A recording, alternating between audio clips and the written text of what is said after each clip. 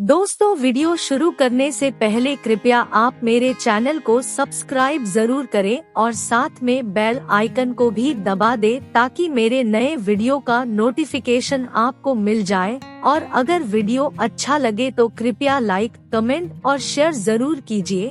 अब देर न करते हुए आज की साखी शुरू करते हैं। एक बार श्री गुरु नानक देव जी और भाई मर्दाना चलते चलते एक भयानक और घने जंगल में पहुंच गए। वो जंगल इतना घना था कि धूप भी उसके अंदर नहीं पहुंच पा रही थी। जंगल में धूप न पहुंच पाने की वजह से दिन के समय में भी रात जैसा एहसास हो रहा था। वो जंगल देखने में बहुत खतरनाक लग रहा था। मर्दाना जंगल के माहौल को देखकर भयभीत हो गया था। मर्दाने ने गुरुजी से कहा, गुरुजी, ये जंगल देखने में ही बहुत भयानक और खतरनाक लग रहा है। कृपया करके यहाँ से जल्दी से निकल चले। लेकिन गुरुजी ने कहा, मर्दाने, हम यहाँ अपनी मर्जी से नहीं आए हैं, बल्कि करतार ने हमें यहाँ किसी खास मकसद के लिए भेजा है।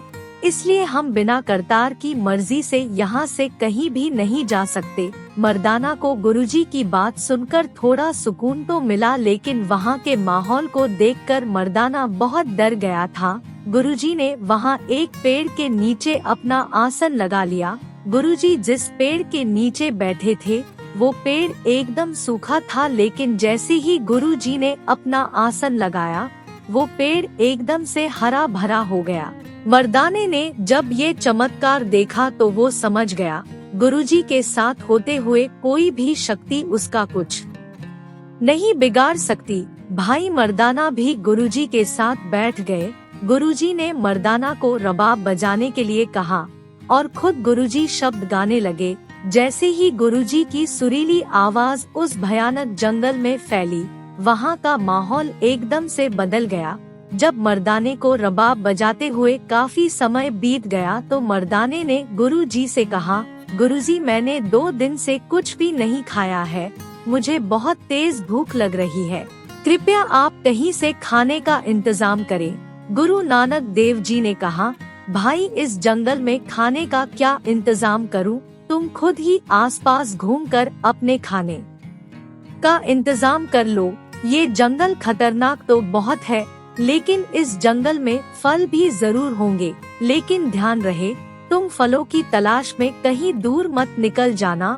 मर्दाना गुरुजी से आज्ञा लेकर फलों की तलाश में जंगल में निकल गया। जंगल बिल्कुल सुनसान था। मर्दाना फलों की तलाश में जंगल के काफी अंदर चला गया। वहाँ भाई मर्दाना को एक आम का पेड़ नजर आया। मर्दाना आम के पेड़ को देखकर बहुत खुश हुआ और वो आम तोड़कर खाने लगा। मर्दाना आम खाने में इतना मगन हो गया कि उसे अपने आसपास का भी ख्याल ना रहा। तभी एकदम से अजीब सी वेशभूषा वाले लोगों ने मर्दाने को घेर कर पकड़ लिया। वो लोग देखने में जंगली लग रहे थे। मर्दाने ने लोगों से सुना था कि जंगल में ऐसे कबीले हैं जहाँ के लोग आदमखोर होते हैं और वो इंसानों को भून कर खा जाते हैं। उन जंगलियों ने आपस में कुछ बात की और मर्दाने को पकड़कर नाचते गाते हुए वापस चल दिए। मर्दाना उनका इस तरह का व्यवहार देखकर काफी डर गया और गुरुजी को याद करने लगा।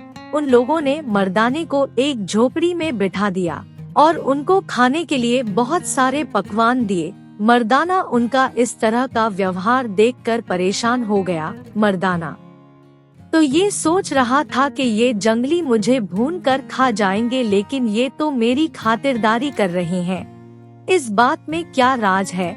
अभी मर्दाना ये सोच ही रहा था कि वो लोग मर्दाने के लिए अपने जैसी पोशाक लेकर आ गए और उन्होंने मर्दाने को इशारे से इसे पहनने के लिए कहा। मर्दाना ने चुपचाप वो पोशाक पहन ली। इसके बाद वो सभी लोग मर्दाने को बाहर ले आए और उसके चारों तरफ नाचने गाने लग गए। मर्दाना ये सब देखकर गुरु नानक देव जी को बार बार अरदास करने लगा कि गुरु जी, इस बार मुझे बचा लो। अगली बार मैं भूख के लिए नहीं कहूँगा। संत महात्मा अपने सेवकों की सभी परेशानियों को जानते हैं, लेकिन वो समय से पहले कभी नहीं आते। जिस समय उनकी जरूरत होती है वो उसी समय वहाँ प्रकट हो जाते हैं। तभी उन लोगों ने मर्दाने को पकड़कर एक मूर्ति के सामने बांध दिया। कबीले वाले उस मूर्ति की पूजा करते थे। वो मूर्ति उनकी कुलदेवी की थी। मर्दाना अब सब समझ गया था कि अब उसके साथ क्या होने वाला है, लेकिन उसे गुरु जी के ऊपर विश्वास था कि वो उसे बचाने जरूर आएंगे। जैसे ही उन लोगों ने मर्दाने की गर्दन काटनी चाही, तभी वहाँ पर गुरु नानक देव जी पहुँच गए। कबीले वाले गुरु नानक देव जी को देखकर बहुत खुश हुए। उन्हें लगा आज कुलदेवी की पूजा के लिए 2 व्यक्ति मिल गए हैं। उनमें से कुछ लोगों ने गुरु नानक देव जी को पकड़ना चाहा, लेकिन जैसे ही उन्होंने गुरु जी की तरफ अपना हाथ बढ़ाया, उन्हें ऐसा महसूस हुआ कि जैसे किसी आग को छू लिया हो। वो सभी लोग डर के मारे पीछे हट गए। उनमें से कुछ कबीले वालों ने गुरु जी के ऊपर तीर कमान से हमला कर दिया, लेकिन उनका कोई भी तीर गुरु नानक देव जी के पास नहीं पहुंच सका। कबीले वाले ये देखकर हैरान रह गए। गुरु नानक देव जी ने आगे बढ़कर मर्दाने की रस्सी खोल दी। मर्दाना गुरुजी के पीछे खड़े हो गया। कबीले वालों ने गुरुजी को डराने की बहुत कोशिश की, यहाँ तक मारने की भी कोशिश की, लेकिन जब वो सब कुछ करके हार गए तो गुरुजी के चरणों में गिर गए और अपनी भाषा में गुरुजी से माफी मांगने लगे। गुरु नानक देव जी तो साक्षात परमात्मा का रूप है। वो उनकी भाषा समझ गए और उन्होंने कबीले वालों को प्यार से उठाया और उनको इंसानियत का उपदेश दिया।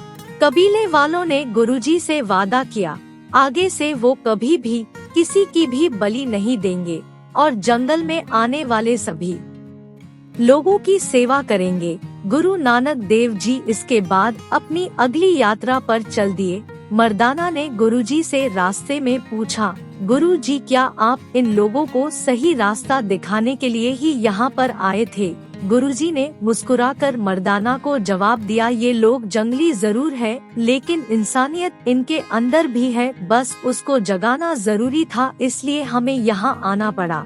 दोस्तों, गुरु नानक देव जी की साखी से हमें यही शिक्षा मिलती है कि परमात्मा अपने बंदों को सही रास्ता दिखाने के लिए समय समय पर संत महात्माओं को दुनिया में भेजता रहा है और आगे भी भेजता रहेगा। हमारी कोशिश हमेशा यही होनी चाहिए, जो गुरु हमको समझाते हैं उसे अपने जीवन में प्रेम प्यार से उतारना चाहिए। दोस्तों, अगर आपको ये साखी अच्छी लगे तो लाइक, शेयर और कमेंट जरूर करें। आपके प्यार और स्नेह के लिए बहुत बहुत धन्यवाद।